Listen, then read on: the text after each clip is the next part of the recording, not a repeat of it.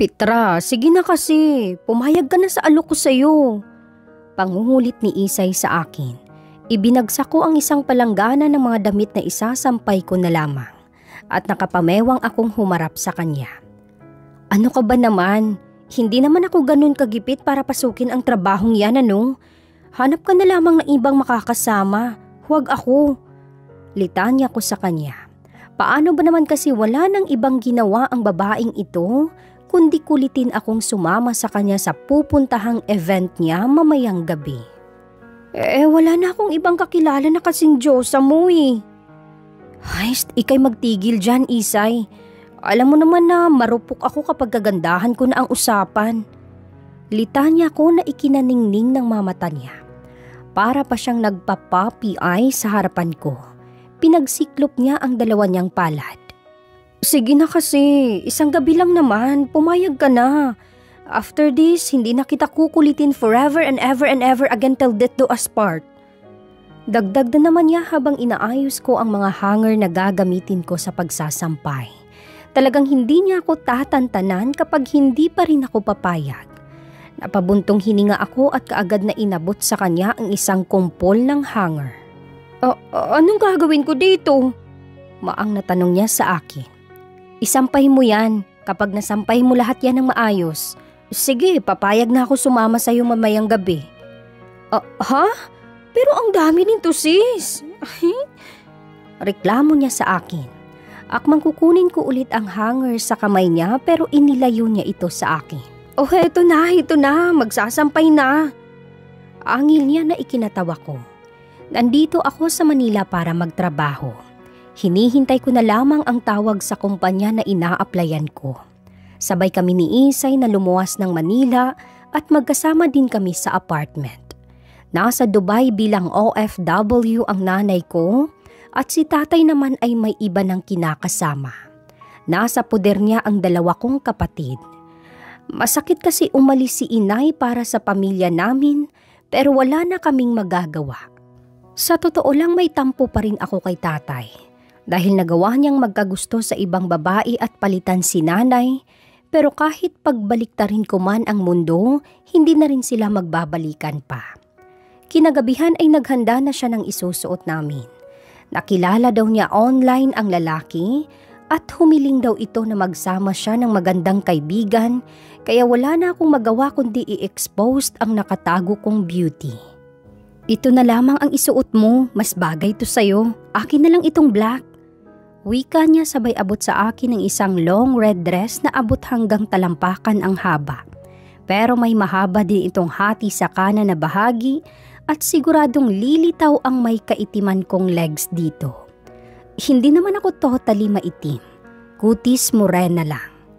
Sigurado ka bang auction party ang pupuntahan natin mamaya? Baka naman lumuwa ang Mount Everest ko sa damit na to. Reklamo ko sa kanya nang makita kong mababa ang neckline nito. Hindi yan. Bagay na bagay yan sa'yo. Inikot ko ang damit at backless pa ito. Baka naman pulmonyahin ako sa damit na to, Isay ah. Pwede bang kimono na lamang suotin ko? Inis na reklamo ko ulit sa kanya. Para kang sira. Bakit ka naman magkikimuno doon? Huwag ka na nga magreklamo. Isang gabi lang naman tsaka malay mo. Mr. Pogi at yayamanin din ang makakadate mo ngayong gabi. Di solve na tayo sa buong taon. Kinikilig na sabi niya sa akin. Anong solve? Hoy Isay, alam mo naman dito sa Manila ay delikado. Tapos kung kani-kanino pa tayo sasama. Kapag napahamak tayong dalawa, lagot ka talaga sa akin. Litanya ko sa kanya. Napakamot siya sa ulo niya. Haist, magtiwala ka na lamang sa akin, okay? Kung hindi ko lang tumatalik na kaibigan, hindi talaga ako papayag. Pero nag-alala din ako, baka kung ano ang mangyari sa kanya. Uso pa naman ngayon sa internet lang nakikilala, tapos nababalitaan na lamang malamig na bangkay na. Sus Ginoo, huwag naman sana. Kinagabihan ay nag-ayos na kaming dalawa. Hindi ako magaling mag-makeup, kaya siya na rin ang nag-makeup sa akin. Manipis lang naman at nakikita ko pa din ang kagandahan ko. Medyo naiilang lang ako sa suot kong damit, Pakiramdam ko may suot akong aircon. Ayan na, sundo natin, bilisan mo! Nagmamadaling sabi niya habang ako naman ay abala sa pagkakabit ng sandals ko. Oo na, sandali lang! Habol ko sa kanya. Nauna siyang bumaba sa akin, kaya ako na ang nagsara ng apartment naming dalawa. Pagbaba ko ay bumungad sa akin ng isang mamahalin na kotse. Bukas pa ang isang pintuan nito, narinig ko ang boses ni Isay kaya pumasok na ako sa loob at isinara ang pintuan ng kotse. Hay, kakainis ka talaga! Naputol ang akmang paghampas ko sa kanya nang mapagtanto kong hindi si Isay ang katabi ko, kundi isang lalaking may patusok at makapal ang kilay na nakaupo sa tabi ko. Nakadikwatro pa siya at printing nakaupo sa tabi ko. Naka-business suit siya at halatang maskulado. Nailak mo ba ang gate? Mula sa kanya ay napunta ang mata ko kay Isay na nasa unahan pala nakaupo. Katabi ang lalaking pareho din ang kasuotan sa lalaking katabi ko. Oo, sagot ko sa kanya. Hi, I'm Lucas, kadate ang friend mo. Nakangiting lingon at pakilala ng lalaki sa akin. Napakagwapo nito at maputi ang ngipin. Hi, ako nga pala si Petra Di Makulangan. Nakangiting pakilala ko din sa kanya. Napatingin ako sa katabi kong lalaki dahil napatingin din siya sa akin. Parang may dumaang anghel sa harapan namin dahil sa pagkakatitig sa isa't isa. He's Tiago, my best friend. Wika ni Lucas. Nice name, I'm Tiago. Nice to meet you. Seryosong sabi niya sa akin. Naramdaman ko ang kakaiba niyang tingin at pagpisil niya sa kamay ko kaya hinila ko agad yon dahil para nang may dumaloy na kuryente sa katawan ko. Umayos ako ng pagkakaupo at habang nilalakbay namin ang daan ay napapansin kong panay ang sulyap niya sa akin. Tiago, sigurado ka na bang bibilhin mo sa auction ang katana ni Tamashiri? Narinig kong tanong ni Lucas sa kanya. Yes, I want the weapon. Alam mo naman kung paano ako ma-obsess sa mga bagay na gusto kong makuha. Napatingin ako sa kanya habang nagsasalita kahit wala akong alam sa pinag-uusapan nilang Tamashiri. Tamaguchi lang ang alam ko. Parang may gumapang sa katawan ko nang magtagpo ulit ang mata naming dalawa. Hindi ko alam kung takot ba ang nararamdaman ko o nahihiwagaan lang ako sa kanya. By the way baby, mamaya hindi na sa akin sasabay si Tiago. Ipapahatid na lamang natin si Binibining Petra. Nakangiting sabi niya sa kaibigan kong mababali na ang leeg sa kakasulyap kay Lucas. Hindi na ata kumurap ang isang yon. It's up to you, handsome. Malaki na naman ang kaibigan ko. Marunong na siyang umuwi. Aray! Niwi niya nang sundutin ko ang tagiliran niya. Akala ko ba escort girl ang usapan? Bakit hindi naman ako na-inform na balak niyo palang mag-solo na dalawa? Angil ko sa kanya. Sabi niya sa akin kanina, sasamahan ko lang daw yung kaibigan ng makakadate niya, kaya ako pumayag. Tapos may ganun na palang plano ang bruha na to. I'll take you home. Alok ni Tiago sa akin. Dahil sa inis ko ay tumahimik na lamang ako. Pagdating namin sa venue ay sabay kaming nalula ni Isay nang makita namin ang entrada ng hotel. Napakataas kasi nito at doon daw magaganap ang auction sa exclusive room nila. Shall we? Wika niya sabay alok ng braso niya sa akin. Nauna na si Isay at sa tingin ko, mukhang okay naman sila ni Lucas. May pinakita lang silang invitation tapos pumasok na sila sa loob. Ganon din ang ginawa ng katabi ko. Pagpasok namin ay bumungad sa amin ang maraming eleganteng tao. May mga nakaupo at meron din namang nakatayo lang at nakapatong ang mga inumin nila sa mesa. Sa gitna ay may red curtain na nakasara. Sa pagkakarinig ko ay auction ang pinuntahan namin kaya siguro doon manggagaling ang item na ibebenta nila. Binigyan din ng numero si Tiago para siguro sa bidding yun mamaya. Pwede ba akong magbanyo? Tanong ko kay Tiago. Okay, samahan na kita, hindi pa naman nag-start. Wika niya sa akin. Pinigilan ko siya ng akmang pagsama. Si Isay na lang. Kailangan din niyang magbanyo. Nakangising sabi ko sabay iwan sa kanya. Lumapit ako kay Isay na may hawak ng wine glass. Kinuha ko ang wine na hawak niya at binigay kay Lucas. Petra, bakit? Nagtatakang tanong niya sa akin. Samahan mo kong mag-CR. Sagot ko sabay hila ko sa kanya. Nagtanong lang kami sa pagala-galang staff at magalang naman niya kaming itinuro. Ikaw ha, akala ko ba escort girl ang magiging sideline natin at hindi tayo magpapalabas sa customer? Bakit sasama ka sa kanya? Angil ko pagkapasok namin sa malinis at malaking CR ng hotel. Kasi huwag kang magagalit ah. Bilisan mo sumagot, lalo akong magagalit. Inis na sabi ko sa kanya. Mariin pa siyang napapikit dahil talagang hindi ko alam kung ano ang tumatakbo sa utak niya. Lucas is my boyfriend. Namilog ang mata ko sa sagot niya. Hindi ko inaasahan na boyfriend na pala niya ang gwapong lalaking yun. Uwe, ako ba'y pinagluloko mo? Sabi mo na kilala mo lang online. Umiling siya sa akin. Nasa probinsya pa lang tayo. Magka-chat na kaming dalawa. Kaya noong pumunta siya dito sa Pilipinas, inalok kitang sa Manila na magtrabaho.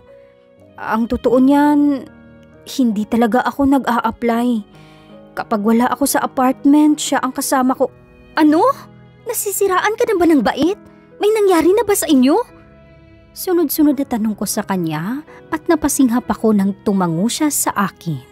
Sorry bestie, wag sana makarating kila inay. Nakayukong sabi niya sa akin. Parang aatakihin ako sa puso sa narinig ko sa kanya. Kaya naman pala ganun na lamang sila kakomportable sa isa't isa dahil magjowa sila. Ay, wala na tayong magagawa. Naglihim ka na sa akin. Akala ko pa naman partner in crimes tayong dalawa. Yun pala, Petra naman. Huwag ka nang magtampo. Sasabihin ko naman dapat sa'yo pagkatapos ng gabing to. Kaya lang naunahan mo ko. Nakangusong sabi niya. Ang sarap talian ang nguso ng sinulid at ibitin sa puno ng kamatis.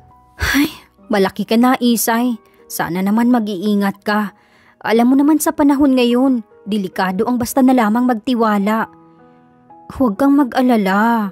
Alam ko mapagkakatiwalaan ko si Lucas at mahal niya ako. Paninigurado niya sa akin. Itinuloy ko na ang pagbabanyo at nag-retouch naman siya ng make-up niya.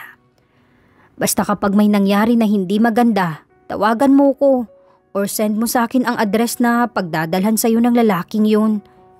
Natawa siya sa sinabi ko. Ang laki ng trust issue mo kay Lucas. Huwag kang mag-alala, he's not capable of doing that scary things. Napabuntong hininga na lamang ako at nag-retouch na din. By the way, Petra, hindi mo ba type si Tiago? Gwapo at misteryoso, di ba? Makalaglag panty pa kapag tumitig.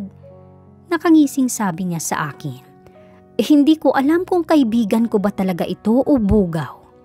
Che, magtigil ka nga dyan. Angil ko sa kanya. Nakikita ko din naman yon. Kaya nga feeling ko, lalo ako ninerbiyos habang katabi siya. Feeling ko hindi ako makahinga kapag tumitingin siya sa akin. Paglabas namin sa banyo ay dumiretso na kami sa pinag-iwanan namin sa dalawa pero wala sila doon. Hi girls! Pati sa amin ng lalaking may kasamang 3 lalaki na nakasuit din. May I know you? Nakangiting tanong niya.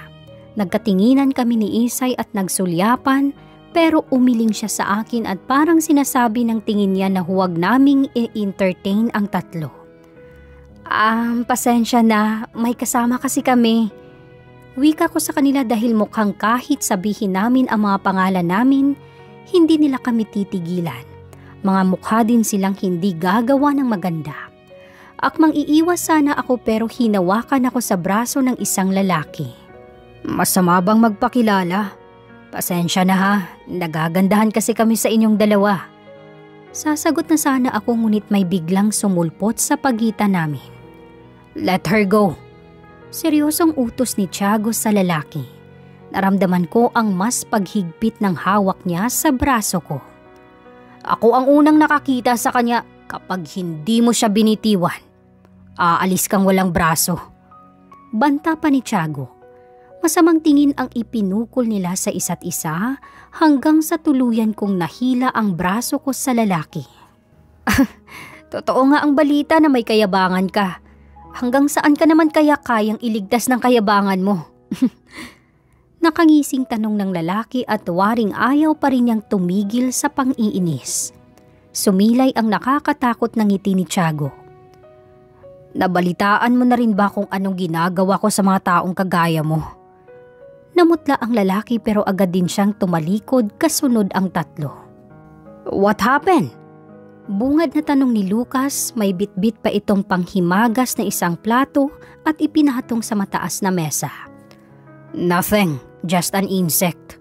Sagot ni Tiago sa kanya. Kung kanina ay misteryoso ang tingin ko sa kanya, ngayon ay para na siyang nakakatakot na lalaki. Pero agad ding lumambot ang ekspresyon ng mukha niya nang tumingin siya sa akin. Nag-umpisa ang party pero wala akong naintindihan. Dahil nasa harapan namin si Isay at Lucas na panay ang landian. Magsubuan ba naman ng toppings na strawberry sa harapan pa namin? Naiiling na dinampot ko ang wine glass. Iinumin ko na sana ito pero pinigilan niya ako. Masamang maglasing ang babae, lalo na kung hindi mo kilala ang kasabay mong uuwi. Pangaral niya sa akin kaya napalingon ako sa kanya. Excuse me, pangdalawa ko pa lang to. Naiirita lang ako sa nakikita kong tanawin. Nguso ko sa dalawang lovebird sa harapan namin. Naiirita?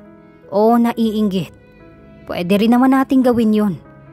Kinuha niya ang isang strawberry na nakapatong sa cake at iniumang sa bibig ko. Just bite, what the Mura niya nang isubo ko ng isang subuan ang katamtaman ang laki ng strawberry. Nadampian ko pa ng labi ang daliri niya. Sarap. Sa muol kong sabi sa kanya na halatang nagulat sa ginawa ko. I said just bite, but you ate it whole. Reklamo niya. Bakit ko pa kakagatin kung pwede ko naman isubo lahat, tsaka kasya naman sa bibig ko? Sagot ko na ikinaawang lalo ng kanyang labi. Narinig ko ang impit na tawa ni Isay, kaya napatingin ako sa kanila at pinandilatan ko ng mata. Ikaw na talaga, Petra. Nakangising sabi niya sa akin. Nang ilabas nila ang isa pang item ay napansin ko agad ang pagiging interesado ni Tiago. Isa itong mahabang katana na nakadisplay sa harapan ng glass na lagayan nito. This samurai blade is one of the rare item of Tamasheri. He is a warrior and a king of Roshar Kingdom 300 years ago. Let's start the bidding at 10 million. Dahil sa gulat ko ay nabulwak ko ang iniinom kong alak. 10 million para sa itak na yun? At sino namang siraulong bibili? 15 million. Mula sa stage ay napunta ang tingin ko sa katabi kong sumigaw ng 15 milyon. Hoy Tiago, sigurado ka ba? Ano naman ang gagawin mo sa espada na yun? Hindi makapaniwalang tanong ko sa kanya. Baka kasi nabibigla lang siya. 20 million. Napatingin kami sa lalaking sumunod na nagbid ng mas malaking halaga. At nagulat ulit ako nang sumigaw si Tiago ng 25 million. Para sa isang espada gagastos siya ng ganun kalaki? Pati si Isay ay nagulat din at pareho kami ng reaksyon. Gaano kayaman ang lalaking ito at willing na gumastos basta makuha lang ang item na yun na mas matanda pa ata ng ilang beses sa lolo niya sa talampakan. Sa huli ay nabili niya ng 50 million ang item na yun. Grabe, hindi ako makapaniwala. Ganun siya kayaman. Dalhin niyo na sa kotse ko. Utos niya sa tatlong lalaking nakaitim na lumapit sa amin. 2 item pa at milyon din ang halaga ang nabili sa auction ng mga bilyonaryo. Na-stress ako sa limpak-limpak na pera kaya napadami ang kain at inom ko ng di ko namamalayan. Mauna na kami, binibining Petra. Nakangiting paalam ni Lucas. Nasa tabi niya si Isay at nakasandal na sa kanya dahil napadami din ang inom. Bawat daan ata ng waiter humihinto sa amin. Sandali, pipicturan muna kita. Kapag hindi umuwi ng apartment si Isay, isisend ko ito sa mga pulis. Litanya ko sa kanya. Medyo nahihilo na rin ako pero nagawa ko naman silang picturan. Nag-peace sign pa ang dalawa. Pagkatapos ay binuhat na niya si Isay patungo sa sasakyan nito. "Let's go." Sambit ni Tiago na nasa tabi ko. Hinila niya ang kamay ko at dinala niya ako sa tapat ng kotse niyang itim. Magta-taxi na lang ako pa uwi." Namumungay ang matang sabi ko sa kanya dahil inaantok na rin ako. "Nang lasing? No, sakay." May diin niyang sabi sa akin. Napilitan akong pumasok sa loob dahil baka sungitan pa niya ako. Pagkatapos ay tumabi na ulit siya sa akin. Nasa biyahe kami nang may iabot siya sa akin na pulang sobre. "Ano to?" Takang tanong ko sa kanya. "Bayad ko sa'yo sa pagsama mo sa akin. Nakalayo ako sa mayayamang babae na gusto akong lapitan dahil sa'yo." Nagtatakang binuksan ko ang sobre ngunit nagulat ako nang isang kapal na dolyares ang bumungad sa akin. "Ang dami naman yan. Wala naman akong ginawa doon kundi kumain at uminom. Nag-enjoy din naman ako." Wika ko sabay balik sa kanya ng pera. "Kung may ginawa ba tayo, hindi ka magdadalawang isip na tanggapin ang bayad ko?" Napasinghap ako dahil sa paglapit niya sa akin. Hindi naman yun ang ibig kong sabihin." Pagtatama ko sa kanya dahil mali ang iniisip niya. Sinuyod niya ng tingin ang buong mukha ko. "Don't make it hard for me, Petra. Just accept the money or we have to do something para maging worth it ang bayad ko sa'yo." Salubong ang kilay na tinignan ko siya. "Hindi ako gaya ng iniisip mo." Litanya ko sa kanya. Inilayo niya ang mukha niya kaya bahagya akong nakahinga ng maluwag. "I know. Your friend said you're a virgin." Napayakap ako sa aking sarili. Bugaw talaga yung babaeng yun. Pati ba naman virginity ko, chinismis. Lagot sa akin yun pag-uwi. "Boss Tiago, parang may sumusunod po sa atin." Imporma sa kanya ng driver. "Tawagan mo sila, Drake. Sabihin mo sila na ang Sa likod mo!" Malakas na sigaw ko. Nanlaki ang mata ko nang tinutukan kami ng baril ng lalaking nakamotor na hindi ko alam kung saan nanggaling. Napatili ako ng pagbabarili nila ang bintana namin. Napapikit ako at napayuko. Pero walang tumagos na bala. Kalmadong kinuha ni Tiago ang phone niya. "Where are you? May balak na umambos sa amin. I think ang sword din ni Tamasheri ang kailangan nila. Magpadala ka ng mga tauhan dito at ilocate nyo ang car na sinasakyan ko para maharang nyo sila." Narinig kong sabi niya sa kausap bago niya ako binalingan ng tingin. "Don't worry, bulletproof ang car natin. Hindi agad ito mabubutas kahit paulanan pa ng bala. Bilisan mo, Rodel, nakasunod na ang convoy na tauhan natin. Sila na ang bahala." Kalmado niyang tugon sa driver niya. Parang hindi man lang siya nagulat sa mga nangyayari. May sumulpot na naman na nakamotor sa kabilang side ko kaya napayuko ulit ako. Natatakot na ako.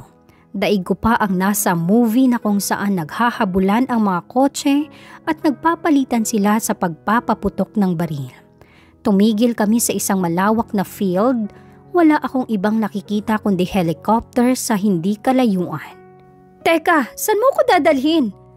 Angil ko sa kanya nang hawakan niya ang kamay ko at palabas na kami ng kotse. Hindi ko alam kung ano na ang nangyari sa mga humahabol sa amin. "Kapag hindi tayo umalis, baka mahabol tayo ng mga kalaban." Wika niya sa akin. Nahirapan pa akong hilahin ang damit na suot ko at masakit na rin ang paa ko kanina pa, lalo na ngayon na sobrang bilis ng lakad naming dalawa. "Wala akong atraso sa kanila kaya iwan mo na lamang ako. Bakit kailangan ko pang sumama sa'yo?" Singhal ko sa kanya, pero mas hinigpitan pa niya ang hawak sa kamay ko.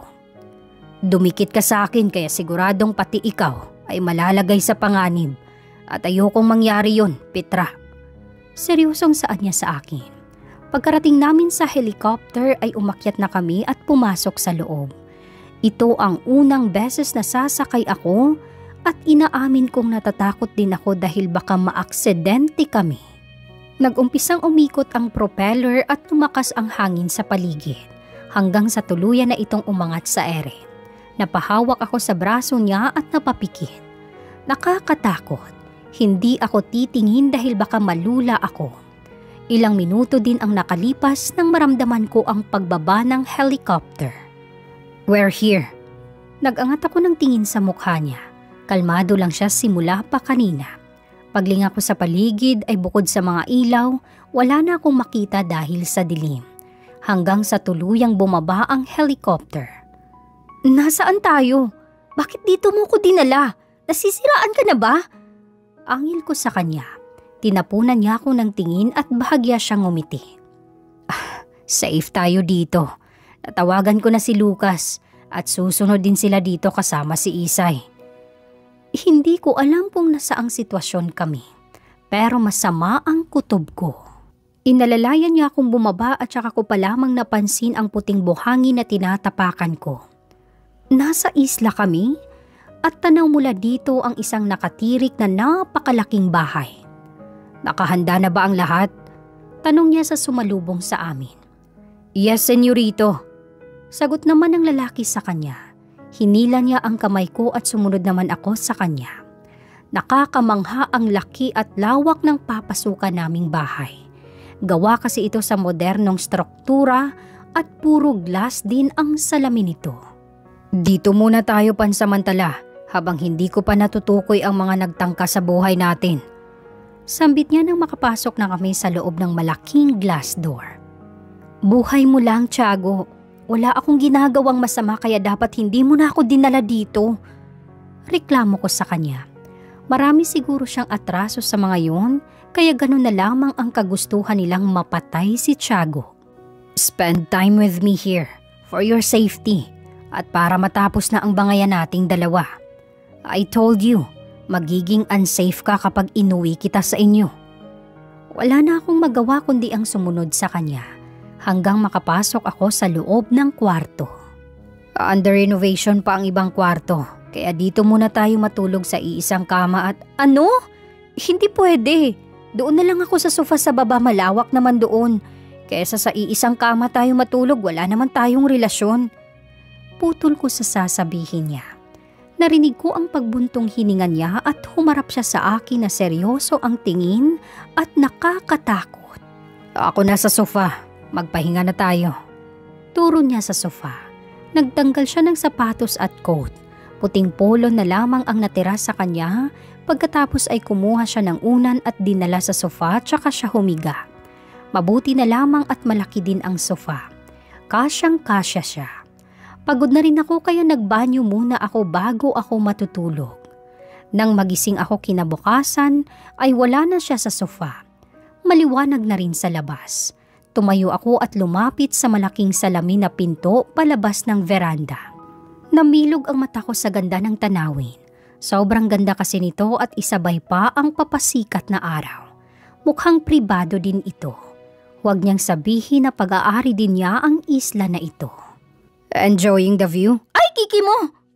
Gulat ko nang bigla niyang hawakan ang magkabila kong bewang. Napalingon ako sa kanya at nagulat ako nang makita ang hubad niyang katawan. Tumutulo pa ang pawis nito at pati na rin sa noo niya. "Mabuti pa maliligo muna ako, then magbihis ka na rin.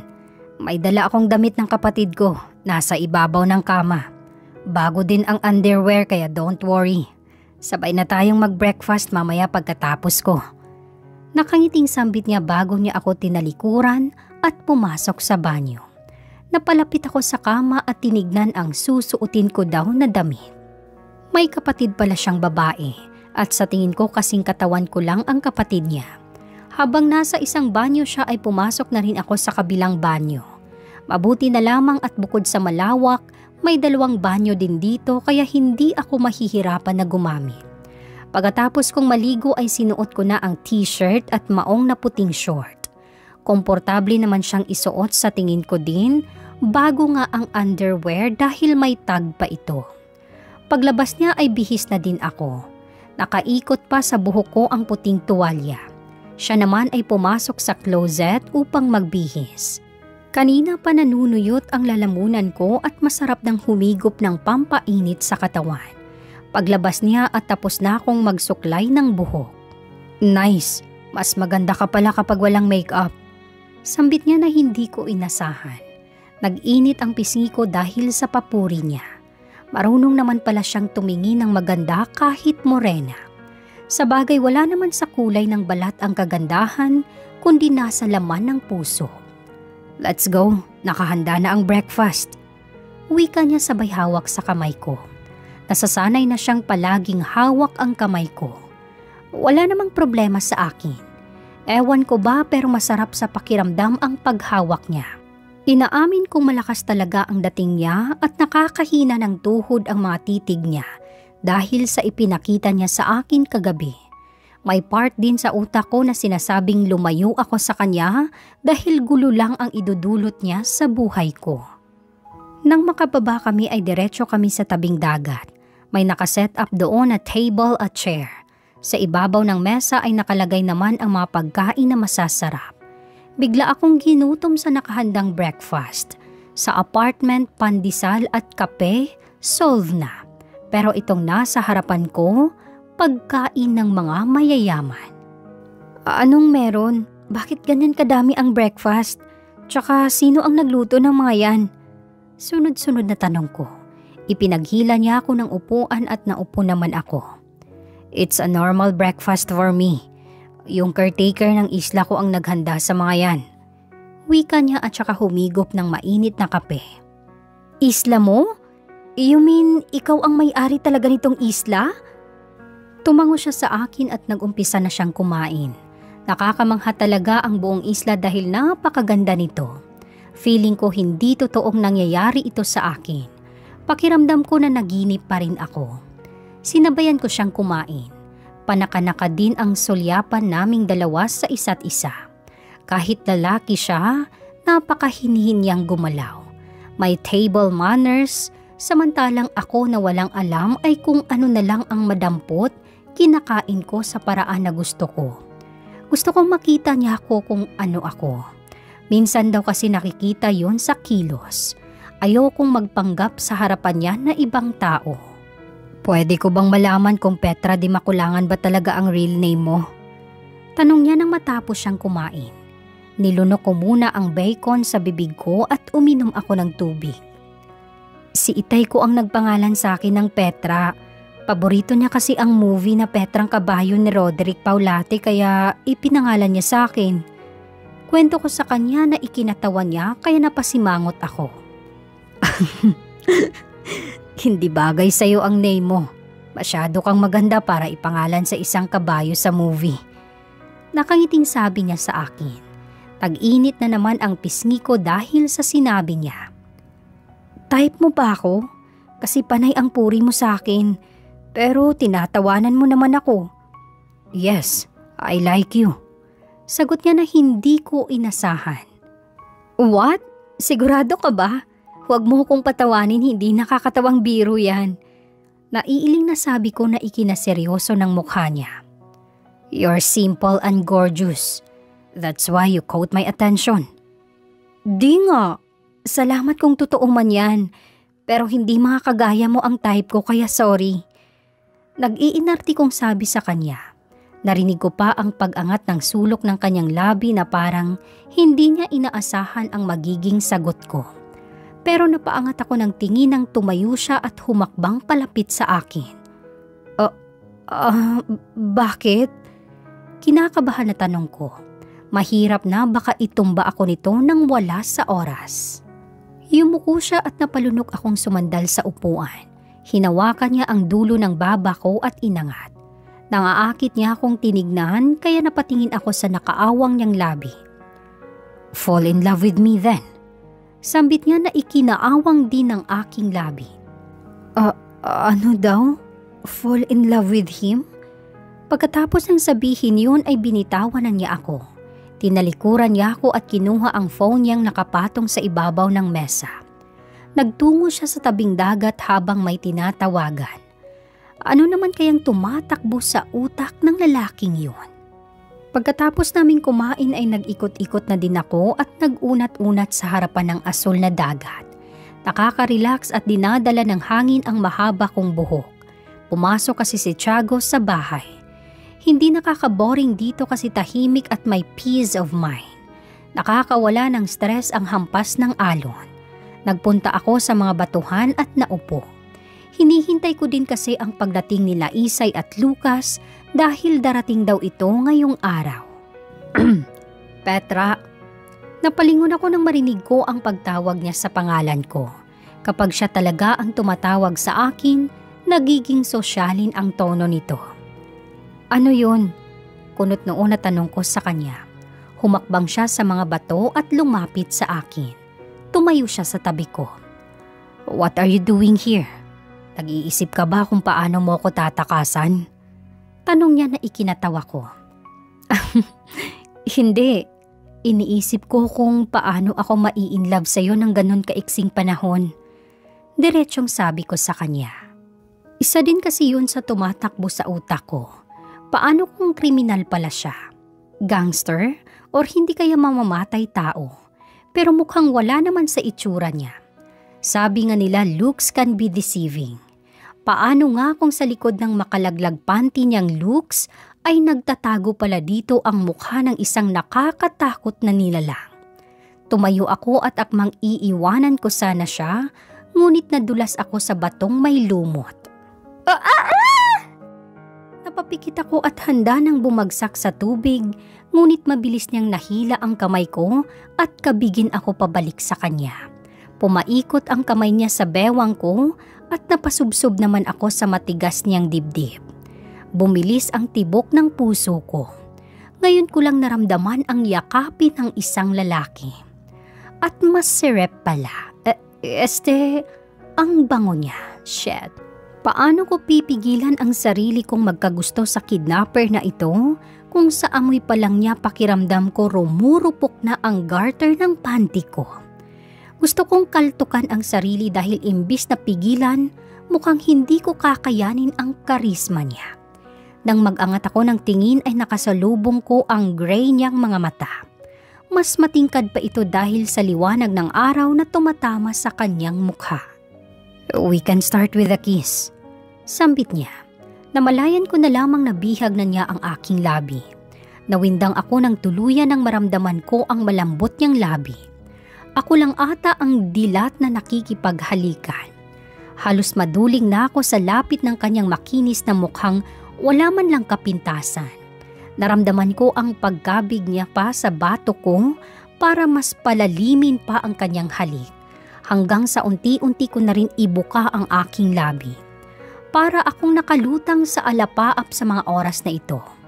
Legit ang inig ng buong kalamnan ko na parang ayoko nang tumigil ang paggalaw ng labi naming dalawa. Awang ang labi ko nang tuluyan niya akong bitawan. How was it? Nagustuhan mo ba? Nakangiting tanong niya sa akin. Nag-init ang aking pisngi sa narinig ko mula sa kanya.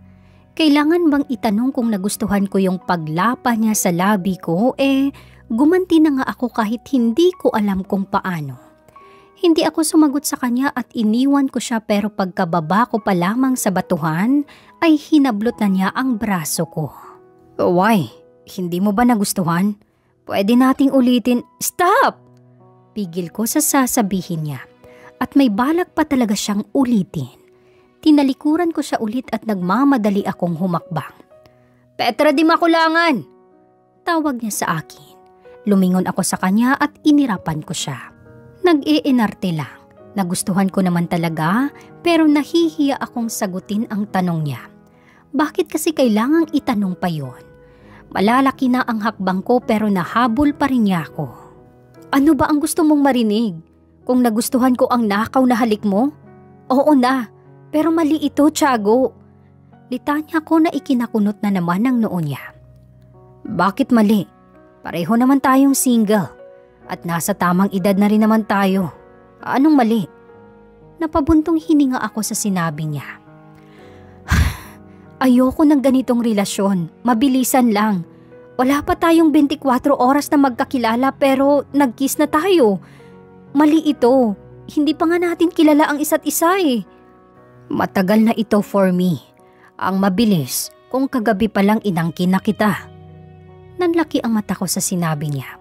Hindi ko tuloy na iwasan na sampalin siya. Hindi ako kagaya ng iniisip mo, Tiago. Oo, may pera ka at bilyonaryo. Oo, gwapo ka at masarap pero kung yun lang ang habol mo sa akin, kalimutan mo na. Mabuti pang ihatid mo na ako sa syudad. Inis na sabi ko sa kanya at patakbo kong tinungo ang pabalik sa mansyon para ayusin ang mga gamit ko. Pagdating nila Isay mamaya ay sasama na ako sa kanila pauwi. Kasalukuyan akong nagtitiklop ng pulang dress ko nang pumasok siya sa kwarto. Naupo siya sa ibabaw ng kama. Isang dangkal lang ang pagitan naming dalawa. I'm sorry. Napatigil ako sa pagtiklop at tinignan ko siya. Tiago, malayo ang pagkakaiba nating dalawa. Malayo ang mundong ginagalawan natin. At isa pa, hindi pa kita kilala. Natatakot ako na baka ibang tao ang nasa likod ng maamo mong mukha. Kung kailangan namin lumipat ng apartment para maging safe, gagawin namin. Pero hindi ako magtatago sa likuran mo or hindi ko hahayaang gamitin ka para lang maprotektahan mo ko. Tahimik naman ang buhay ko noong hindi pa kita kilala. Kaya please, hayaan mo na akong bumalik sa syudad. Pakiusap ko sa kanya. Narinig ko ang mabigat niyang pagbuntong hininga. Okay, kung yan ang gusto mo. Sagot niya tsaka niya ako iniwan ulit. Dumating sila Isay ay hapon na. Nag-usap lang kami tungkol sa nangyaring pag-ambush sa amin pagkatapos ay umalis na kami. Hindi na niya ako pinigilan. Ililipat daw kami ni Lucas ng kondo at pumayag naman ako dahil mas safe daw doon. Isang linggo ang nakalipas, nagsimula na ang bagong buhay ko. Sa isang malaking kondo kami nakatira, pero sa isang malaking coffee shop naman kami nagtatrabaho kasama si Isay. 6 lang kaming staff dito kasama na ang manager at bukod sa coffee, may mga cakes din kami na sobrang masasarap. Kumusta kayo ni Lucas? Tanong ko kay Isay nang maubusan kami ng customer. We're both happy. Nakangiting sagot niya sa akin. Halata namang masaya siya at palaging nadidiligan. Ikaw, balita ko na-reject mo daw si Tiago ah.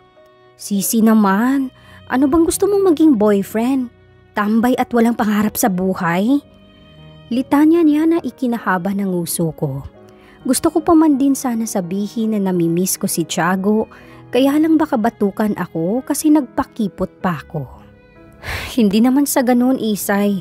Alam mo naman hindi pagbo-boyfriend ang ipinunta ko dito. Tsaka sa status ng lalaking yun, baka kapag nagsawa siya sa akin itapon na lamang niya ako na parang basura. Ano? Grabe ka naman sa basura, te. Bakit parang tagos sa akin yung sinabi mo? Pinariringgan mo ba ako? Nakataas ang kilay na tanong niya sa akin. Ano ka ba? Hindi yun ang ibig kong sabihin, ano? Hinampas ko siya sa balikat dahil natamaan pala siya sa sinabi ko. Perception ko lang yun. Huwag mo na lamang pansinin. Pahabol ko pa sa kanya dahil may next customer na ulit kami. Kinabukasan ganun ulit ang routine ko. Gigising ng umaga at papasok sa trabaho ng 6 a.m. Kaso nagpaalam sa akin si Isay na may lakad daw sila kaya kulang kami sa staff at kailangan kong mag-overtime. Ako ang nakatoka ngayon sa inventory kaya sa table lang ako. Mamaya ko na sila tutulungan. Ang gwapo niya talaga! Narinig kong sabi ni Berna, isa sa mga staff ko dito. Oo nga, tapos panay pa ang titig sa akin. Sagot naman ni Paul na bakla. Sino pinagchichismisan niyo? Usisa ko. Hinila nila ako palabas sa counter at nagulat ako nang makita ko si Tiago. Prenteng nakaupo sa upuan at umiinom ng kape. Kilala mo siya? Tanong ni Paul sa akin.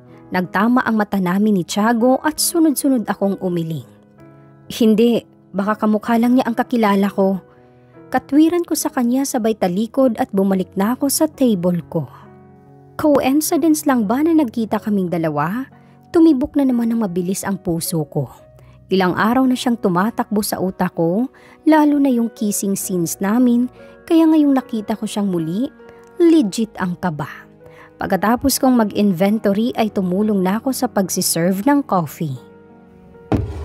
Ikaw na magdala sa table 9. Utos sa akin ni Berna. Katabi lang ito ng table ni Tiago. Kinuha ko ang tray na may black coffee at chocolate cake. Pagkatapos ay nagtungo ako sa table 9. Kahit hindi ako nakatingin, I'm sure nasa akin ang mga mata niya. "Hi, enjoy your coffee, sir." Bati ko sa matandang lalaking pinag-abutan ko ng kape. Boss, ang sakit na ng tiyan ko. Pangatlong kape na, aw! Napunta sa kanila ang paningin ko nang marinig ko ang sinabi ng kasama niyang lalaki. Joke lang, boss. Tara, order pa tayo. Ang sarap ng kape dito. Nakangiwing sabi ng lalaki. Bumalik ako sa counter pero nililingon ko ang seryosong mukha ni Tiago. Hindi ko makita ng maayos ang mga mata niya kasi nakashade siya. Pero sigurado akong sa akin siya nakatingin. "Miss, can I get another coffee americano and tiramisu please?"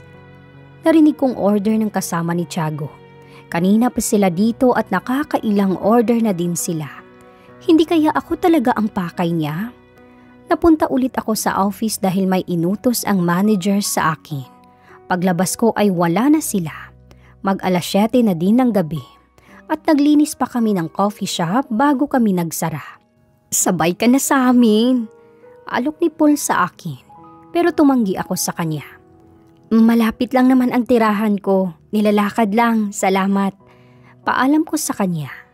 Mga 15 minutes din ang layo ng building na tirahan ko at nilalakad ko lang ito. Sayang din ang pamasahe. Kung kinuha ko siguro ang pera na ibinigay ni Tiago, ginamit ko na lang sana yun pambayad sa lupa namin na nakasanla. Kaya lang ayoko naman isipin niya na mukha akong pera. Naglalakad ako sa madilim na iskinita nang biglang may humablot sa akin papasok sa isang itim na van. Sinubukan kong manlaban pero hindi ko nagawa dahil tinakpan nila ang ilong ko ng may nakakahilong kimikal. Hanggang sa tuluyan ng magdilim ang aking paningin. Nang magising ako ay nasa hindi pamilyar na lugar na ako. Nakaupo at nakatali ang dalawang kamay. Di ko magawang sumigaw dahil nakabusal ang bibig ko. Alam kong nasa delikadong sitwasyon ako. At kung mamalasin, baka dito na ako matsugi. "Mabuti naman at gising ka na." Bungad sa akin ng lalaking lumitaw galing sa dilim. Sa tingin ko nasa isang abandonadong warehouse ako. May kasunod siyang 5 mga lalaki na malalaki din ang hawak na baril. Tinanggal niya ang nakabusal sa bibig ko. "Kung kinidnap niyo ako para sa ransom, wala kayong mahihita sa akin. Hindi ako mayaman at wala akong kahit 5 duling sa bangko." Matapang na sabi ko sa kanila. "Nagkakamali ka. Hindi pera mo ang kailangan namin, kundi ang pera ng boyfriend mo." Sagot niya na ikinakunot ng noo ko. "Boyfriend?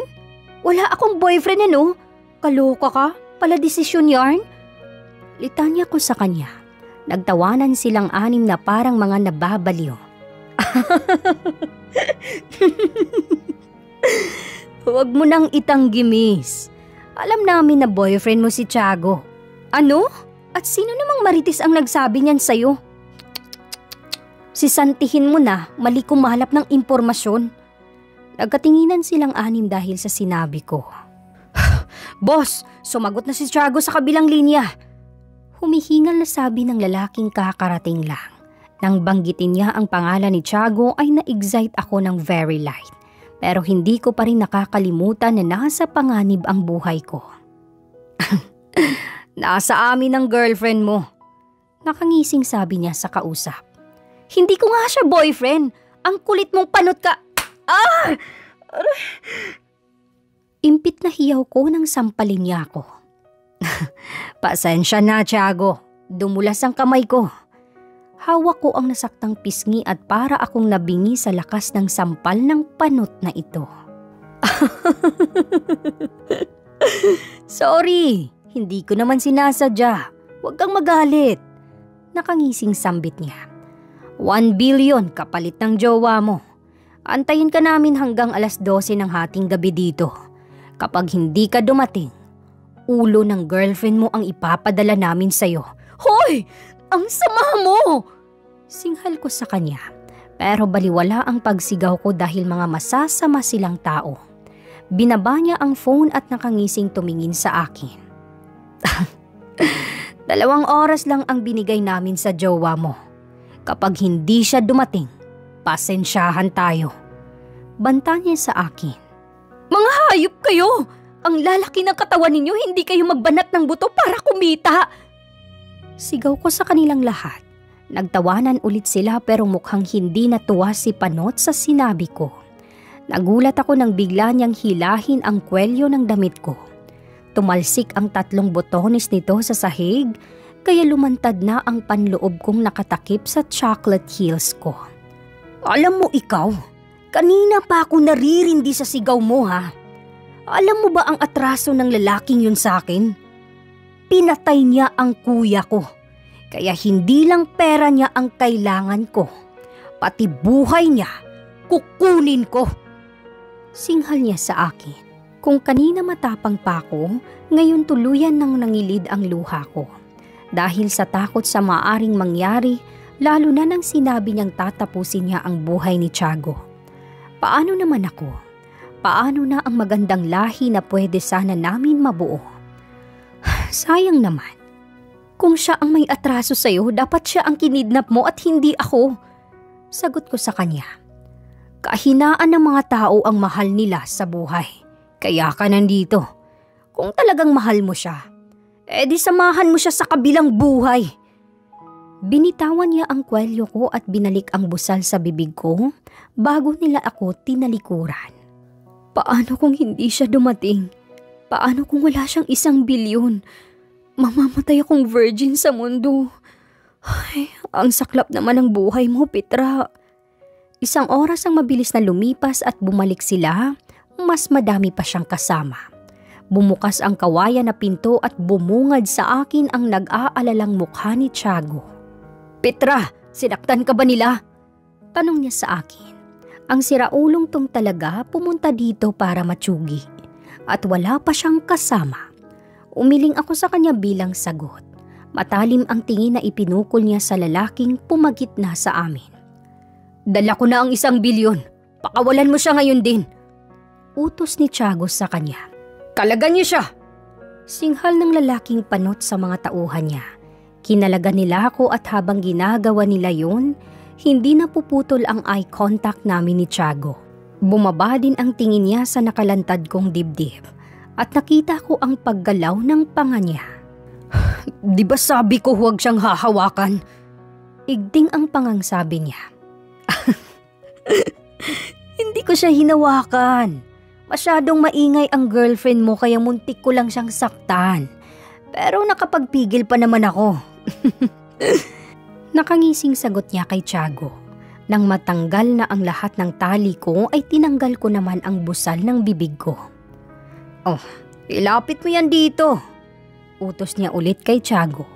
Matapang na humakbang palapit sa kanya si Tiago at ibinagsak ang isang malaking maleta ng pera. Akin na ang girlfriend ko. Seryosong sabi niya. Binitawan nila ako at malakas na itinulak. Mabuti na lamang at sinalo ako ni Tiago. Nagulat ako nang tutukan nila kami ng baril. Akala ko hindi kita maiisahan, Tiago. Pero babae lang pala ang katapat mo. Nakangising sabi ni Panot. Inilagay niya ako sa likuran niya. Umaasa ka bang maiisahan mo ko? Nagkakamali ka dahil hindi ako tanga na kagaya mo. Singhal ni Tiago sa kanya. Naglabasan ang maraming kalalakihan sa bawat sulok ng warehouse.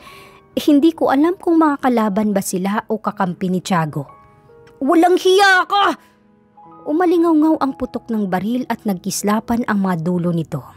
Namalayan ko na lamang, yakap na ako ni Tiago. Natakot ka ba? Tanong niya sa akin nang humupa ang putukan. Sinubukan kong tignan ang mga kumidnap sa akin pero pinigilan niya ako. They are all dead, sambit niya. Unti-unting tumulas ang katawan niya hanggang sa tuluyan siyang bumagsak sa lupa. Tiago! Tiago!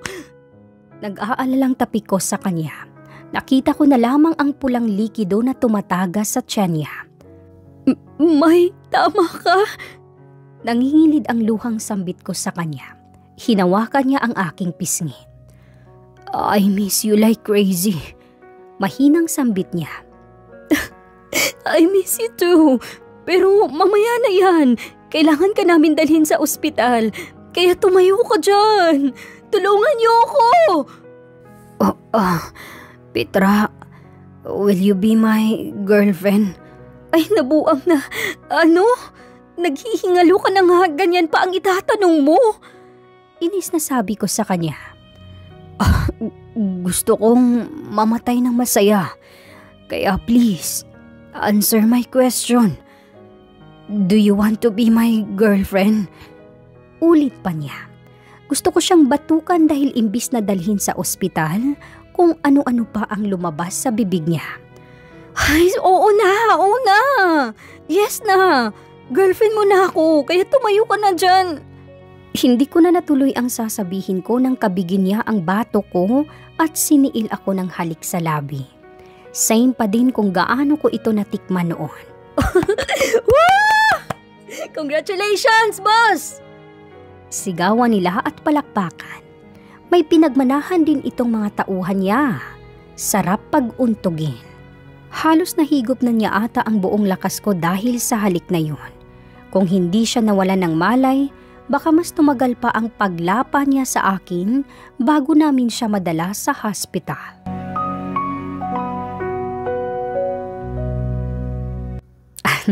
Hi, nakangiting bati niya sa akin. Nagising ako nang may maramdaman akong kumikiliti sa tenga ko. Nakasubsob kasi ako sa hospital bed kung saan siya nakaratay. Successful naman ang naging operasyon sa kanya ni Lucas na isa palang doktor sa pinagdalhan namin na hospital. Kasama ko din si Isay kanina at nakapagpalit na ako ng damit. Lumabas lang siya para bumili ng makakain. Okay ka na ba? May masakit ba sa'yo? Tatawagin ko ang doktor. Umiling siya at ngumiti ulit sa akin. Hinawakan niya ang aking pisngi kaya hinawakan ko din ang kamay niya. I'm sorry kung hindi kita naprotektahan. Sambit niya sabay haplos sa aking namamaga pa na pisngi dahil sa pagsampal sa akin ni Panot. Hindi mo kailangan na mag-sorry, Tiago. Niligtas mo ko kahit buhay mo ang maging kapalit. Wika ko sa kanya. Alam mo bang para akong mababaliw kagabi nang matanggap ko ang tawag nila? Alam mo ba kung gaano ko sila gustong tapusin nang marinig ko sa phone na sinaktan kanila? Hindi ko kayang mawala ka. Ilang beses kong itinuon ang oras ko sa ibang bagay para hindi kita maisip pero natagpuan ko na lamang ang aking sarili na parang asong sunod ng sunod kahit saan ka magpunta. Kagabi lang hindi kita nasundan dahil may inasikaso ako. Hindi ko akalain na mangyayari yun sa'yo. Sincere niyang sabi sa akin. Tumayo ako at kinintilan ko siya ng halik sa labi na hindi niya inasahan. Natakot ako ng very light pero naniniwala akong darating ka para iligtas ako. Nakangiting sabi ko sa kanya. Muli niyang hinila ang bato ko at muling naglapat ang labi naming dalawa. Tara, labas muna tayo at may nagtutukaan pa. Narinig kong sabi ni Lucas sa likuran ko, kaya mabilis kaming naghiwalay. Tuloy nyo lang yan, lalabas muna kami. Dagdag pa ni Isay. Panira kayo ng moment, pumasok na nga kayo. Tawag ko sa kanila. Nilingon ko si Tiago at ngayon ko lang siya nakitang nakangiti ng abot hanggang mata.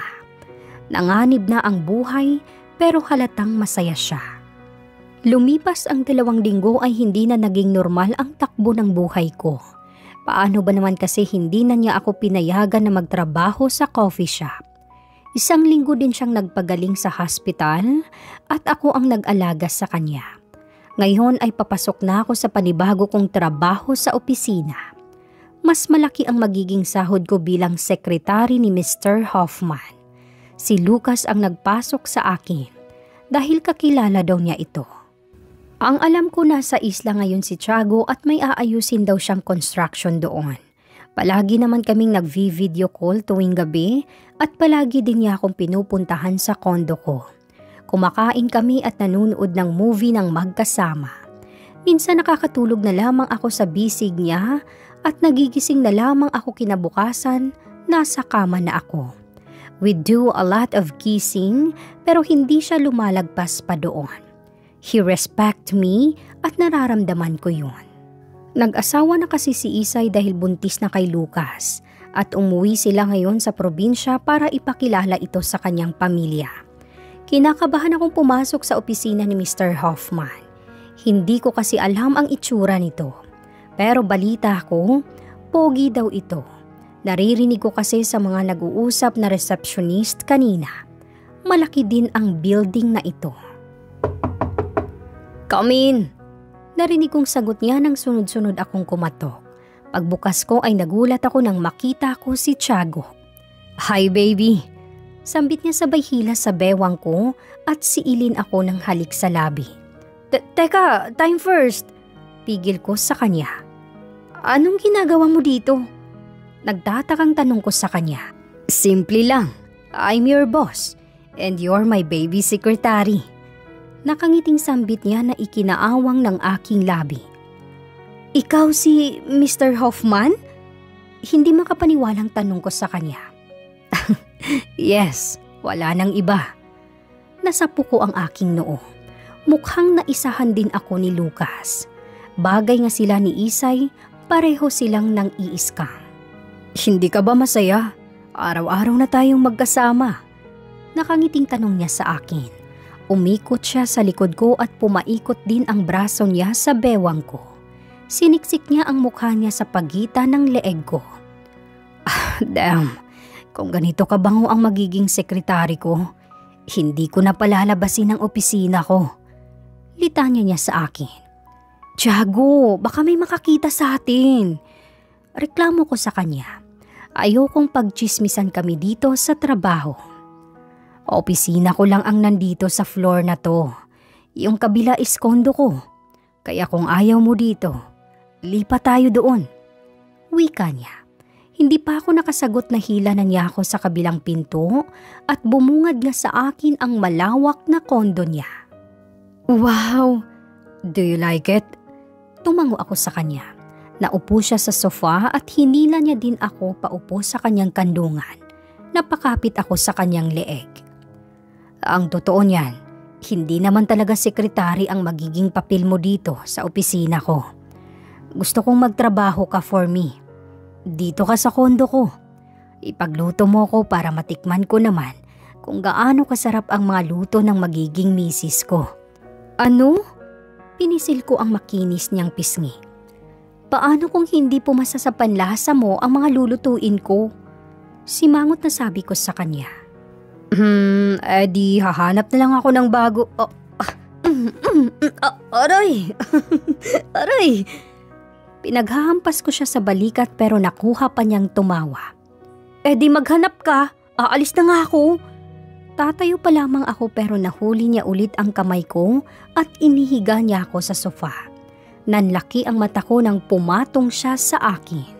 "Hindi kita papalitan kahit kailan." Sambit niya. Hinalikan niya ako sa labi at tuluyan na din akong nagpaubaya. Pero nag-init ng tuluyan ang aking katawan dahil sa paghaplos niya sa akin. Pero tumigil din siya. Feeling ko nabitin ako sa ginawa niya. "I'm sorry, nadala lang ako." Hinging paumanhin niya na palaging sinasabi niya kapag malapit ng mapatid ang pagpipigil niya. Hinila ko ang kwelyo ng polo niya palapit sa akin. "Ituloy mo, kapag binitin mo na naman ako, break na tayo." Banta ko sa kanya. "Are you sure?" Di makapaniwalang tanong niya sa akin. Nakagat ko ang ibabang labi. Oo. Pero dahan-dahan lang ha. Kalahati muna, sa susunod na ang kalahati." Nagdadalawang isip na sagot ko. Nagulat ako nang bigla niya akong buhatin patungo sa nakasarang pinto. Bumungad sa amin ang kwarto na may malaking puting kama. Inilapag niya ako at nang aakit niya akong tignan habang tinatanggal niya ang botones ng kanyang damit. "Ay, Diyos ko Lord, this is it."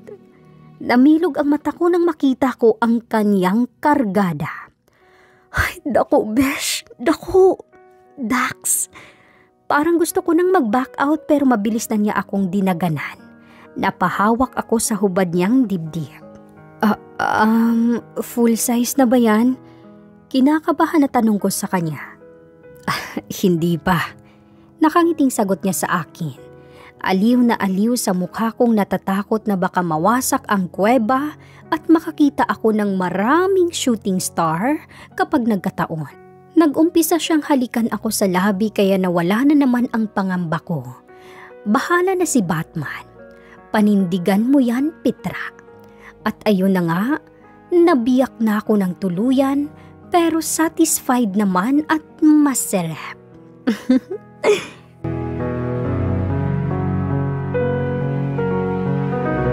1 month later, inaya niya ako magbakasyon sa isla. At dahil na-bored na ako sa kondo ay excited na excited ako. Namili pa ako ng 2-piece suit para sa paliligo namin sa dagat. Lumipat na rin ako sa kondo niya kaya palagi na lamang kaming magkasamang dalawa. Nang makababa ang chopper namin ay tumakbo na agad ako sa dalampasigan. "Namiss mo talaga itong isla, no?" Nakangiting sabi niya sa akin. "Oo naman, tsaka 1 week tayo dito kaya susulitin ko na ang maligo." Masayang sabi ko sa kanya. "I have a surprise for you." Wika niya na nagpatigil sa akin sa paghakbang. "Ano yun?" Napatingin ako sa kung saan natuon ang atensyon niya at nagulat ako nang makita ko si Inay. Inay? Di makapaniwalang sambit ko.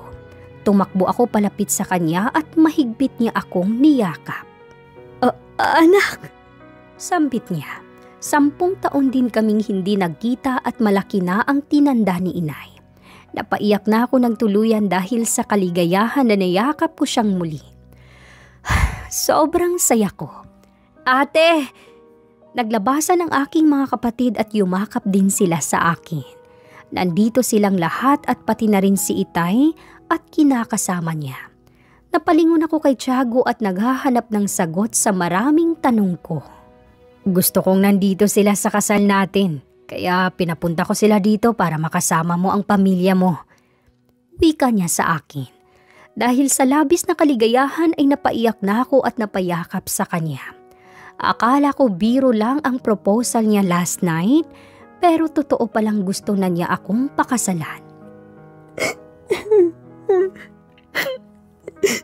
"Maraming salamat sa lahat.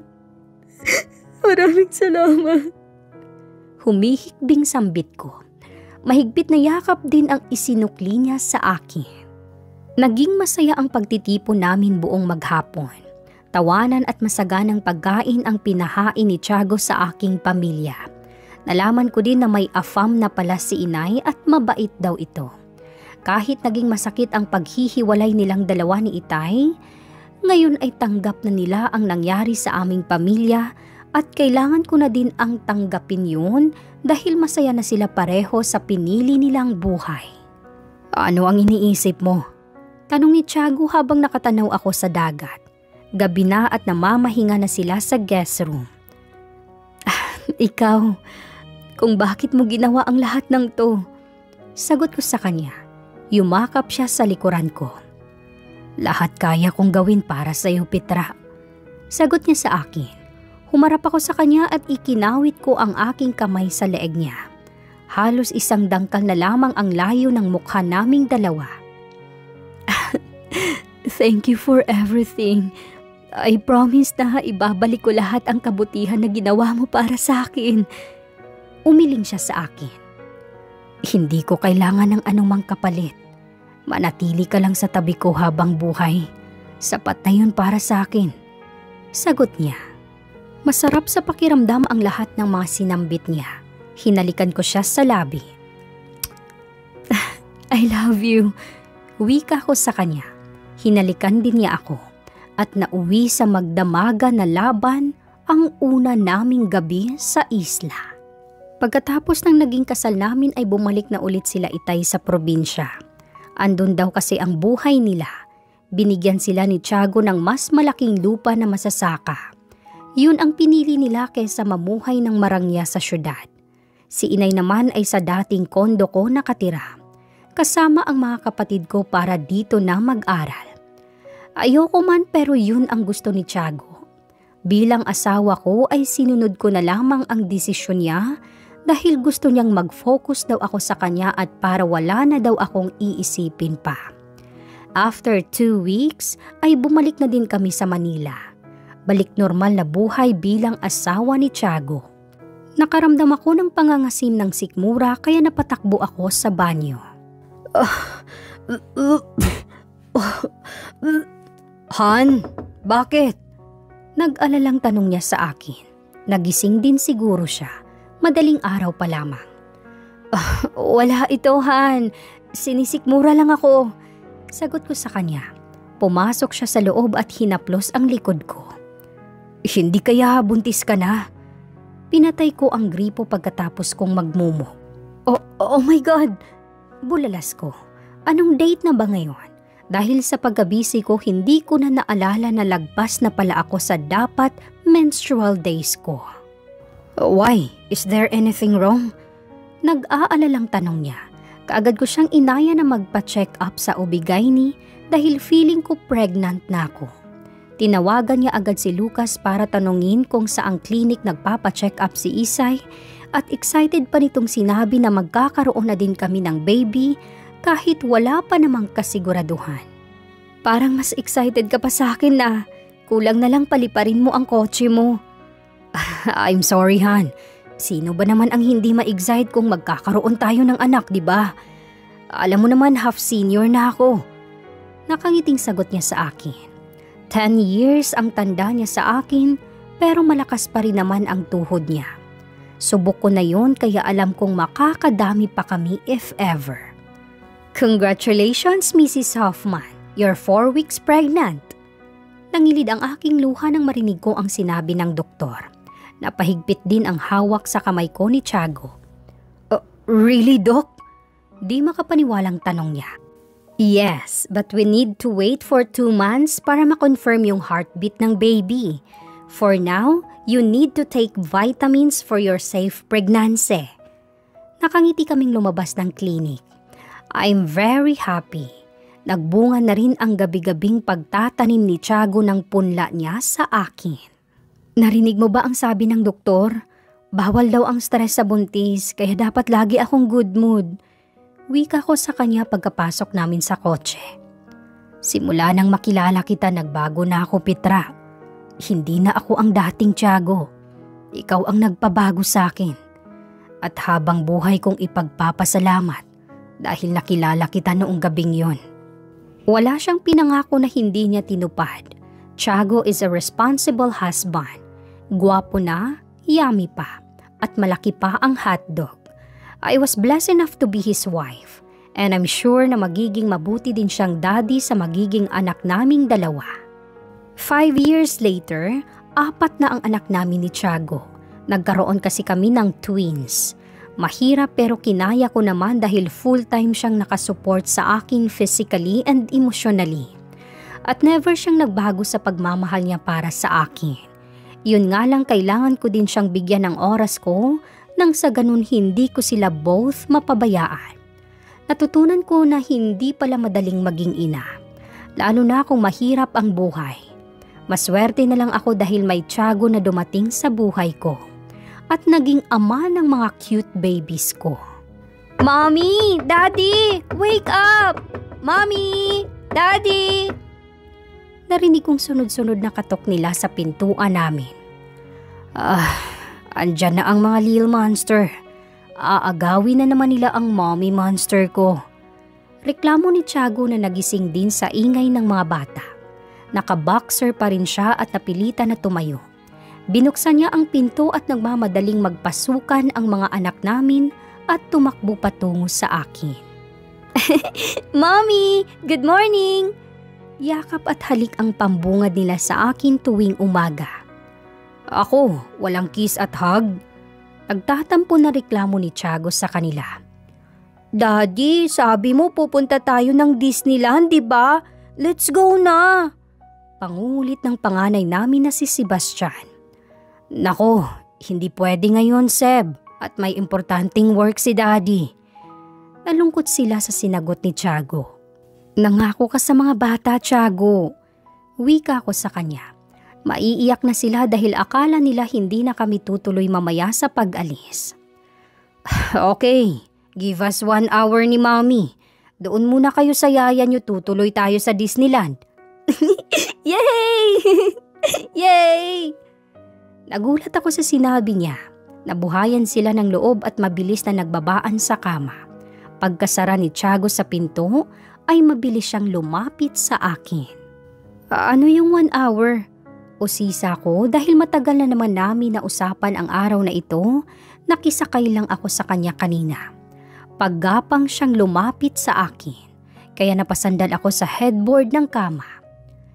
I have 1 hour for my breakfast. Kaagad niya akong sinunggaban ng halik sa labi. Ay, ako pala ang gusto niyang kainin. Agoy, mukbang na this.